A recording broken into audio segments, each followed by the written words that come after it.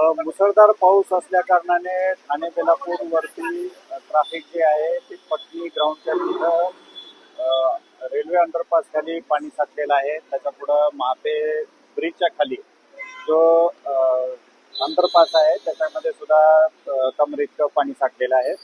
महानगरपालिकेकडून 4 पंप लावण्यात आलेले आहेत आणि अद्यापही पाणी ओसरलेलं नाही आहे. त्यामुळं जी ट्रॅफिक सबवेवरून जाते ती ट्रॅफिक जी वरून आपण काढत आहोत. वाहतूक संथ गतीनं आहे.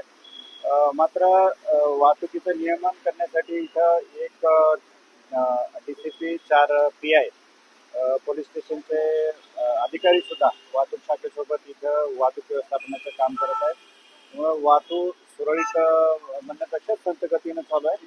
कुठल्याही प्रकारचं वाहन बंद पडलेलं नाही आहे आणि महानगरपालिकेचा स्टाफ सुद्धा या ठिकाणी पाणी उतरवण्यासाठी आणि पाणी आउटलेट करून देण्यासाठी सुद्धा मदतीला. गव्हाण फाटा इथं जे आहे जैनपेठेकडे जाणारा रस्ता आहे त्या रस्त्यावरती अटल सेतूकडेही जातो तो रस्ता, त्या रस्त्यावरती पाणी मोठ्या प्रमाणावरती साठलेलं आहे.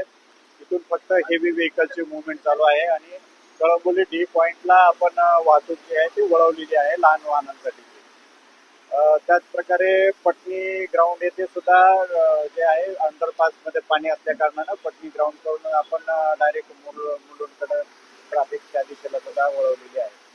वाहतूक व्यवस्थापनासाठी सर्व वाहतूक विभागाचे अधिकारी त्यांच्या मदतीला पोलीस स्टेशनचे सुद्धा स्टाफ या ठिकाणी आपल्याला सर्वच ठिकाणी आपल्याला दिसत आहे.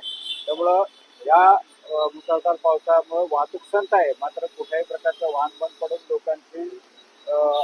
लोकांना अडथळा होणार नाही या दृष्टीनं वाहतूक विभागासोबत आयुक्तालयातील पोलीस स्टेशनचे सुद्धा अंमलदार अधिकारी काम करतायत. त्याचबरोबरीला महानगरपालिकेचा स्टाफ सुद्धा वाहतूक व्यवस्थित कसं होईल आणि पाणी कसं निचरा करता येईल याकडे लक्ष देत आहे.